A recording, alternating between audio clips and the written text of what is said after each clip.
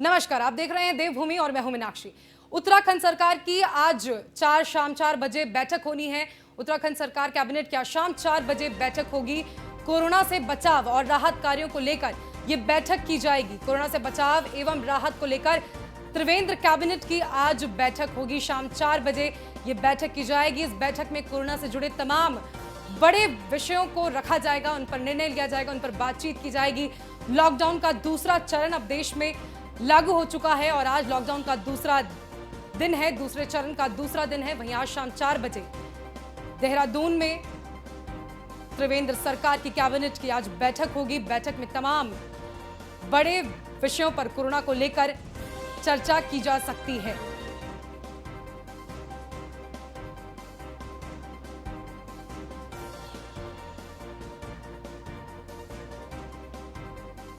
तो आज शाम 4 बजे देहरादून में बैठक होगी। त्रिवेंद्र सरकार की ये बैठक होगी। कोरोना से जुड़े कई बड़ी चीजों को लेकर आज इस बैठक में बातचीत हो सकती है और उस पर निर्णय भी लिया जा सकता है। लॉकडाउन का दूसरा चरण और आज उसका दूसरा दिन है। वहीं लगातार सरकार जनता से अपील कर रही है कि वो घर से बाहर ना निकले, बेवजह ना निकले, घर में रहें, लॉकडाउन का पालन करें। फिर आज इसी कड़ी में शाम 4 बजे त्रिवेंद्र सरकार की बैठक होनी है। इसमें कोरोना से जुड़े तमाम अहम मुद्दों पर निर्णय लिया जा सकता है। कोरोना संकट के बीच कई और संकट सामने हैं सरकार के इस वक्त। किसानों की बात की जाए या बेवजह जो लोग सड़कों पर निकलते हैं उनको लेकर बात की जाए, तो इन सबको लेकर आज इस बैठक में बात की जाएगी। आज शाम 4 बजे त्रिवेंद्र सरकार की बैठक होनी है। देहरादून में ये बैठक होगी जिसमें कोरोना से जुड़े तमाम अहम विषयों पर बैठक में बातचीत की जाएगी।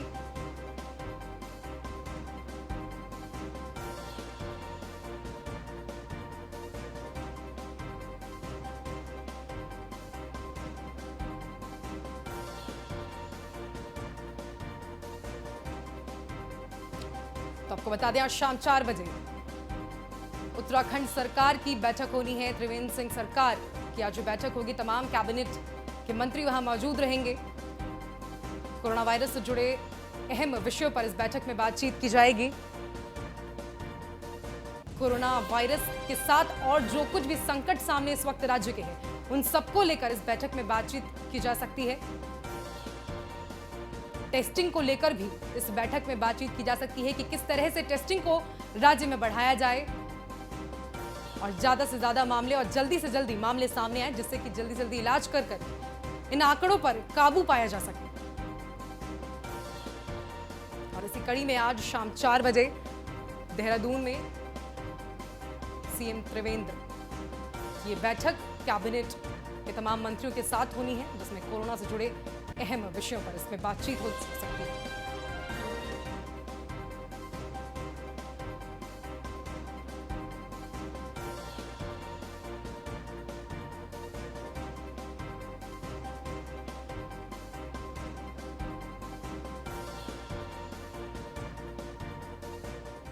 वहीं देश में फैले कोरोना पर देश के पीएम मोदी के साथ पूरा देश खड़ा है। हर कोई इसे निपटने और इससे जड़ से खत्म करने के लिए नए नए उपाय ढूंढ रहा है। इसी क्रम में काशीपुर के बीजेपी विधायक हरभजन सिंह चीम ने प्रदेश के मुख्यमंत्री त्रिवेंद्र सिंह रावत को प्रदेश में पान मसाला, गुटखा और च्युइंगम पर प्रतिबंध लगाने का सुझाव भी दिया है। बता दें कि कोरोना वायरस के खिलाफ जंग लड़ रही केंद्र और प्रदेश की सरकार का समर्थन करते हुए हरियाणा सरकार की ओर से उठाए गए कदम का हवाला देते हुए काशीपुर विधायक हरभजन सिंह चीमा ने इन सामानों पर प्रतिबंध लगाने की मांग की है और अपील भी की है। इस दौरान उन्होंने कहा कि इनमें कोरोना संक्रमण का खतरा अधिक है। संक्रमित व्यक्ति अगर इनका इस्तेमाल करता है तो वो किसी न किसी तरह से इन्हें थूकेगा। इस स्थिति को देखते हुए हरियाणा सरकार ने चबाए जाने वाले तंबाकू उत्पादों के लिए साथ ही पान मसाला और च्युइंगम पर पूरी तरह से प्रतिबंध लगा दिया है। वहीं अब उत्तराखंड सरकार को भी ये आदेश तुरंत लागू करना चाहिए, ऐसा विधायक ने कहा है। वाला और च्युइंगम खाने वाला आदमी, बच्चा, नौजवान खाने के बाद थूकता है। आज कोरोना नामक एक बीमारी जो पूरी दुनिया में फैली हुई है और पूरी दुनिया परेशान है, मौतें हो रही हैं, बड़ी संख्या में मौतें हो रही हैं, उसको उसमें क्योंकि स्पर्श से ये बीमारी आगे बढ़ती है, तो थूक होने से अगर उस थूक के ऊपर किसी भी दूसरे आदमी का 2 का 4 का 5 का पाँव आएगा तो उनको कोरोना हो जाएगा। इसलिए हरियाणा सरकार ने भी इसको बंद किया है। मेरा अपनी उत्तराखंड सरकार से भी मेरी मांग है कि इसको कोरोना जब तक बीमारी का पूर्णतः सफाई नहीं हो जाती तब तक इसके ऊपर पाबंदी लगाई जाए। वहीं कोरोना के खिलाफ लड़ाई के चलते पूरे देश में स्कूल, कॉलेज और विश्वविद्यालय बंद हैं। इसी चुनौतीपूर्ण स्थिति में पढ़ाई प्रभावित न हो, इसके लिए अधिकतर संस्थान, शिक्षक और छात्र ऑनलाइन शिक्षा की ओर रुख कर रहे हैं। वर्तमान परिस्थिति को देखते हुए विकासनगर डाक पत्थर डिग्री कॉलेज ने कॉलेज छात्र छात्राओं के लिए घर बैठे ऑनलाइन क्लासेस शुरू किए हैं। लॉकडाउन के कारण कॉलेज में पढ़ने वाले छात्र छात्राओं की पढ़ाई प्रभावित ना हो, इसके लिए डाक पत्थर डिग्री कॉलेज ने छात्र छात्राओं के लिए ऑनलाइन पढ़ाई की एक नई पहल की है। कॉलेज के शिक्षक का कहना है कि वैश्विक कोरोना वायरस के चलते संपूर्ण देश में लॉकडाउन है, स्कूल कॉलेज सब बंद पड़े हैं। अपने घरों में कैद छात्रों की पढ़ाई के लिए अपने घर पर ही रीडिंग रूम बनाकर लाभान्वित होंगे। तो कोरोना वायरस से निपटने के लिए अब विश्वविद्यालयों ने भी नई पहल की है और ऑनलाइन पढ़ाई का ये टेक्निक लोग अपना रहे हैं, जिससे कि बच्चे घर बैठे ही पढ़ाई कर सकें और उनका वक्त बर्बाद ना हो। ये लंबा समय जो लॉकडाउन का बीत रहा है, इस दौरान भी बच्चों का वक्त जाया ना हो, वो समय का सही उपयोग कर सकें, इसके लिए लॉकडाउन में भी ऑनलाइन पढ़ाई का ये तरीका अपनाया जा रहा है। वहीं कॉलेज के शिक्षकों का कहना है कि वैश्विक कोरोना वायरस के चलते संपूर्ण देश में लॉकडाउन है और वहीं अब बच्चे इस योजना से लाभ ले पाएंगे। महाविद्यालय के सभी प्राध्यापकगण हैं, उन्होंने एक अच्छा कदम उठाया है। हम सभी को ऑनलाइन ही शिक्षा दी जा रही है। ऑनलाइन हमारे प्राध्यापकगण हमसे जुड़ पा रहे हैं और जो कक्षा में दिया जाने वाला लेक्चर है वो हमें ऑनलाइन ही घर बैठकर गांव में ही मिल पा रहा है। ये बहुत अच्छी मुहिम हमारे महाविद्यालय द्वारा शुरू की गई है। महाविद्यालय के सभी प्राध्यापकगण हैं, उन्होंने एक अच्छा कदम उठाया है। हम सभी को ऑनलाइन ही शिक्षा दी जा रही है। ऑनलाइन हमारे प्राध्यापकगण हमसे जुड़ पा रहे हैं और जो कक्षा में दिया जाने वाला लेक्चर है वो हमें ऑनलाइन ही घर बैठकर गांव में ही मिल पा रहा है। ये बहुत अच्छी मुहिम हमारे महाविद्यालय द्वारा शुरू की गई। वहीं ऋषिकेश में लॉकडाउन के चलते लगातार पुलिस की ओर से सुरक्षा के साथ साथ कई जरूरतमंदों की सहायता के लिए मोर्चा संभाला जा रहा है। वहीं सैकड़ों पुलिस कर्मियों के साथ ड्यूटी देने के लिए एसपीओ टीम गठित की गई है। इस गठित टीम में कुल 35 युवाओं का चयन किया गया है। सभी युवाओं को ड्यूटी करने के लिए पुलिस अधिकारियों की ओर से प्रशिक्षण दिया गया है। प्रशिक्षण में टीम के सभी सदस्यों को ड्यूटी संबंधित बात समझाई गई है।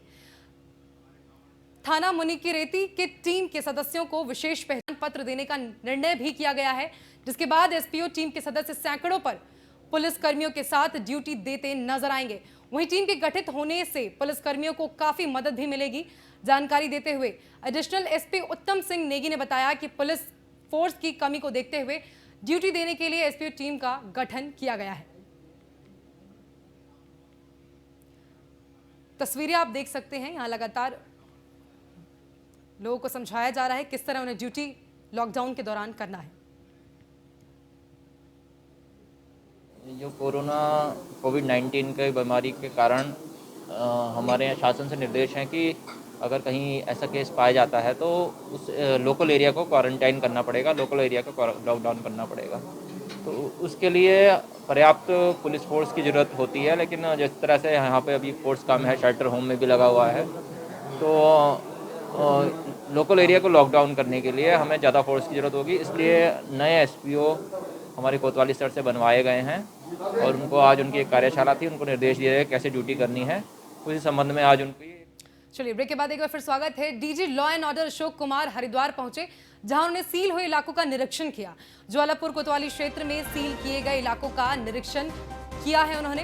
कोरोना संक्रमण की वजह से इन इलाकों को सील किया गया था, ज्वालापुर कोतवाली क्षेत्र में 2 जमाती मिले थे, जिसके बाद इस इलाके को सील कर दिया गया था। जमातियों में कोरोना पॉजिटिव पाया गया था। देहरादून और उधम सिंह नगर को घोषित किया गया था हॉटस्पॉट, जिसके बाद इन इलाकों को सील किया गया था।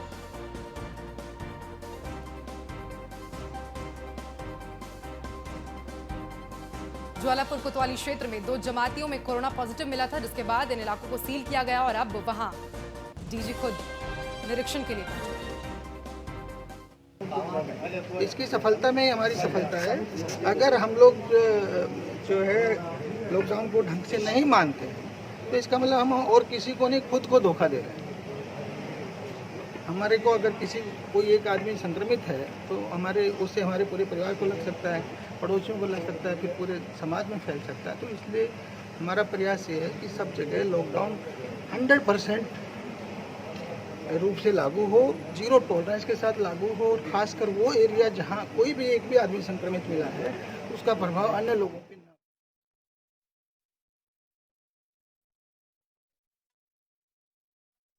क्षेत्र में उन इलाकों को सील किया गया जहां कुछ जमातियों में कोरोना पॉजिटिव पाया गया था। 2 जमाती थे जिनमें कोरोना पॉजिटिव पाया गया था, जिसके बाद डीजी खुद वहां निरीक्षण करने पहुंचे, इलाके का जायजा लेने पहुंचे।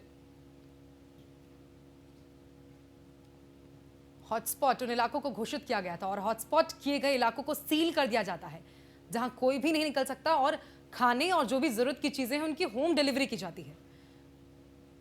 वहीं अब वहां डीजी खुद निरीक्षण के लिए पहुंचे थे।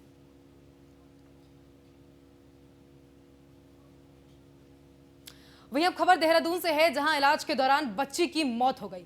इलाज में देरी होने से बच्ची की मौत हुई है। घटना के बाद अधिकारियों की जानकारी में ये मामला सामने आया। भगत सिंह कॉलोनी में रहता है पीड़ित परिवार। कोरोना के चलते सील है भगत सिंह कॉलोनी। बच्ची के पिता का आरोप है कि पुलिस ने समय से नहीं जाने दिया अस्पताल। नदी के रास्ते छिपकर अस्पताल पहुंचा परिवार।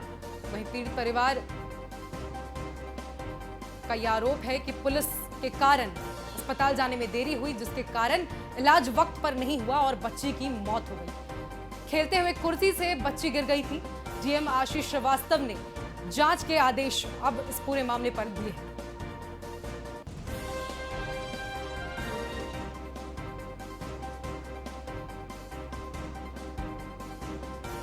तो बता दें, खबर देहरादून से है, जहां खेलते वक्त कुर्सी से बच्ची गिर गई, जिसके बाद उसे चोट आ गई। परिवार उसे लेकर अस्पताल जाना चाह रहा था, लेकिन वो इलाका हॉटस्पॉट का था और पुलिस वहां से उन्हें जाने नहीं दे रही थी, जिसके कारण बच्ची की मौत हो गई। इलाज वक्त पर नहीं हो पाया। वहीं परिवार का आरोप है कि पुलिस ने उनको अस्पताल नहीं जाने दिया, जिसके कारण बच्ची की मौत हो गई। वहीं अब इस पूरे मामले में जांच के आदेश भी जारी कर दिए गए।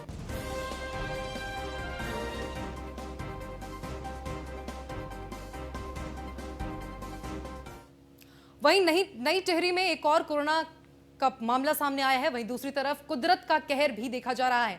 लॉकडाउन से टिहरी बांध की झील में पर्यटन गतिविधियां ठप हो गई हैं।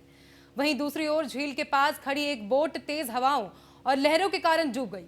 यही नहीं, आंधी के कहर से तो अन्य बोट भी दूर बाहर बहकर चली गई, जबकि 2 बोट को आपस में टकराने के कारण नुकसान पहुंचा है। जब पुलिस के जवानों ने किसी तरह से बोट का सुरक्षित बाहर निकाला, बोट संचालकों ने डाटा और जिला प्रशासन को ज्ञापन भेजकर वहां तैनात बोट की सुरक्षा के उपाय दुरुस्त करने की अब मांग की है। टिहरी से खबर हम आपको बता रहे हैं, जहां कोरोना तो एक संकट था ही, मगर अब यह आंधी तूफान के कारण कई बोटों को नुकसान हुआ है।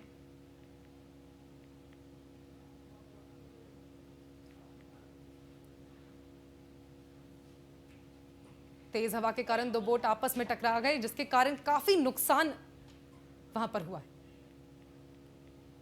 यहाँ पे काफ़ी नुकसान हुआ है। वो तो शुक्र करो भगवान का कि यहाँ पे जो लोकल कोटी के लोग और एक जल पुलिस थे, उन्होंने ये चीज़ देख ली और बहुत बड़ी अनहोनी से एक बोट तो पूरी पानी के अंदर जा ही चुकी थी, पर वो ऊपर कुछ देर, क्योंकि पानी में बोट डूब ही जाती है तो पानी में रहती है, तो इस वजह से कुछ लोगों ने देख लिया और कुछ जवानों ने भी देख लिया और तब जाके उस बोट का रेस्क्यू कर दिया गया। 2-3 बोटें और आगे हमारी डोबरा चांटी की तरफ, ये जेटी के खुलने से, क्योंकि तूफान में जेटी में उछाल आता तो जेटी से रस्से टूट जाते हैं, तो बोटें खुल के आगे निकल गई। तो हमने मांग करी है कि आप बोट स्वामियों को अनुमति अनुमति दें कि ताकि वो अपनी बोटों का जायजा ले सकें, देख सकें, उनकी देखरेख कर सकें। अगर आप बोटों का जायजा देख के लिए नहीं दे सकते हैं तो कल ही मैंने एसडीएम साहब के ऑफिस में एक लेटर दिया है कि अगर आप बोट स्वामियों का अनुमति नहीं प्रदान कर सकते तो इसकी जिम्मेदारी आप, क्योंकि आप सरकार, आप टैक्स ले रहे हैं, आप यहाँ से पैसा ले रहे हैं, तो जिम्मेदारी भी आपकी बनती है। तूफान आने पर हमें तो पहले बताया गया, जो यहाँ पर ये टाडा द्वारा नियुक्त कर्मचारी हैं, फ़ोन करके कि आपकी बोट जो है पानी में डूब चुकी है। तो हम मौके पर तुरंत पहुँचे और जब देखा वहाँ पर मौके पर पहुँचते हुए तो बोट ऑलमोस्ट डूब चुकी थी, जिसका वो पलट के उसका आगे का हल दिख रहा था। तो मतलब 10% कह सकते हैं आप उसे। कोरोना से जंग में सफाई कर्मियों की अहम भूमिका देखी जा रही है। घरों से लेकर सड़कों तक का कूड़ा कचरा ये लोग साफ कर रहे हैं। नगर निगम ने कोरोना से जंग में सफाई कर्मियों की तादाद बढ़ा दी है। सफाई कर्मचारियों की टीमें घरों के साथ भी कूड़ा उठा रहे हैं, इसी के साथ सड़कें भी वो लोग साफ कर रहे हैं। देखिए हमारी रिपोर्ट। इस लड़ाई में, कोरोना से जंग में तमाम वॉरियर्स फ्रंट फुट पर खड़े हुए हैं, चाहे वो मेडिकल स्टाफ हो, चाहे दूसरे पुलिस स्टाफ हो या फिर सफाई कर्मी हो, और मीडिया कर्मी भी अपनी मुस्तैदी के साथ इस कोरोना से जंग में अपनी अपनी भूमिका सभी लोग निभा रहे हैं। लेकिन इस कोरोना वॉरियर्स की जो लाइन है, जो फ्रंट लाइन है या जो तादाद है, इसमें हम देखते हैं तो सफाई कर्मियों की भूमिका है बहुत ज़्यादा अहम हो जाती है, क्योंकि इन्हीं पर सारा दारोमदार है। आज बात करते हैं इन सफाई कर्मियों के बारे में और देखते हैं इनका काम काज सफाई कर्मियों का। लगातार जिस तरीके से सफाई कर्मी पूरे देहरादून में लगे हुए हैं और जहां जहां भी कहीं कबाड़ है, कचरा है, गंदगी है, उसको साफ करने में अलग अलग टीमें लगी हुई हैं। बात करते हैं कि क्या महसूस करते हैं सफाई कर्मी। हाँ भाई साहब बताइए, हाँ कैसा महसूस हो रहा है, आप लोग सफाई कर रहे हैं कोरोना की जंग में? सर बड़ी खुशी हो रही है हमें कि हम क्या कहते हैं अपने देश के लिए कुछ कर रहे हैं। हमें खुशी हो रही है कि हम देश के लिए लड़ रहे हैं। लेकिन कुछ डर सा भी लगता है, क्योंकि कोरोना बड़ी संक्रमित तो बीमारी है, एक तरीके से संक्रमण फैलता है, इसका तो कोई डर भी लगता है कुछ? हाँ ये डर भी लगता है, पर अपनी सेफ्टी अपने हाथ में है ना। हम दूर दूर के काम करते हैं, अपनी सेफ्टी अपने आप रखते हैं। ये थोड़ी गंदा काम है तो गंदे की तरह रहना है। अपनी सेफ्टी अपने हाथ, साफ सुथरे रहेंगे, साफ सुथरा होकर काम करेंगे तो अपनी सेफ्टी तो अपने हाथ में रहेगी ना। अब लोगों की तरह थोड़ी घूम रहे हैं, एक साथ बैठ रहे हैं। कहीं सफाई करने में कोई दिक्कत भी आती है आप लोगों को? अभी तो यहाँ कचरा आप ये साफ कर रहे हैं, कई जगह गंदगी भी साफ करते हैं। हाँ जी आती है, वैसे हमें सुविधा दे रखी है नगर निगम से। वैसे इतना हमें ग्लव्स मिले हैं, मास्क मिले हैं, तो हमें इतनी दिक्कत नहीं होती है। लेकिन हमारे लिए कोई ज़्यादा वो नहीं सोचता, हमारे लिए सरकार ने कुछ नहीं सोचा हुआ है। हमारे लिए सिर्फ 8,000 रुपये और हमें 2 महीने के लिए यहाँ पर रखा हुआ है, खाली कोरोना के लिए रखा हुआ है।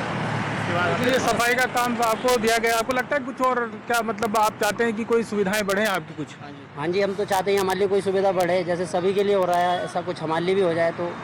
नहीं, लेकिन सफाई कर्मियों के लिए भी बीमा रखा है सरकार ने कि इलाज भी होगा, हमारे लिए नहीं है, स्वास्थ्य बीमा होगा। वो हमारे लिए नहीं है, वो बाकी और बंदों के लिए है जो हमसे सीनियर है, उन लोगों के लिए। हमारे लिए कोई सुविधा नहीं है। यानी आप जो है टेम्परेरी हैं रखे हुए? हाँ टेम्परेरी है, ठेके पे रखा हुआ है हमें। अच्छा, 2 महीने के लिए। अच्छा, 2 महीने बाद हमारा जब 2 महीने के लिए बोला था हमें कि 2 महीने करवाएंगे, उसके बाद अपना घर बैठ जाएंगे। तो किस तरीके का आप काम करते हैं?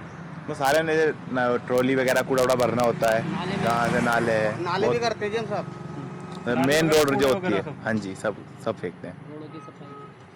चलिए हम शुभकामनाएं देते हैं और बधाई भी देते हैं आपको, और उम्मीद करते हैं कि आप अपने आप को सुरक्षित रखते हुए, आप जो शहर साफ कर रहे हैं, गंदगी साफ कर रहे हैं, अपने आप को भी सुरक्षित रखें। कोरोना। वहीं रुड़की में एक राहत कैंप में एक प्रवासी व्यक्ति की मौत हो गई, जिससे पुलिस प्रशासन में हड़कंप मच गया है। सूचना मिलते ही प्रशासनिक अधिकारी और स्वास्थ्य विभाग अधिकारी मौके पर पहुंच गए हैं और मामले की जांच पड़ताल भी शुरू कर दी है। वहीं सिविल अस्पताल के सीएमएस डॉक्टर संजय कंसल ने बताया कि अलीगढ़ निवासी एक 48 वर्षीय व्यक्ति ने देर रात पेट में दर्द की शिकायत बताई थी, जिसके बाद उसकी मौत हो गई, जबकि डॉक्टरों ने उसे अस्पताल में भर्ती होने की सलाह दी थी, लेकिन व्यक्ति नहीं माना और सुबह टहलने के दौरान अचानक गिर पड़ा। पुलिस ने शव को कब्जे में लेकर पोस्टमार्टम के लिए भेज दिया है और जांच में भी पुलिस अब जुट गई है। और कल इसको थोड़ा पेट में दर्द हुआ था, उल्टी की शिकायत हुई थी, हमारी टीम ने आके रात में इसको देख लिया था और इसको कहा था हम लोगों ने कि भर्ती हो जाओ वहाँ पर आके, बाकी जांच करा लेते हैं। बोला नहीं कुछ नहीं है, मेरे घर का पेट में। इसी के साथ फिलहाल देवभूमि में बस इतना ही। आप देखते रहिए न्यूज़ 1 इंडिया।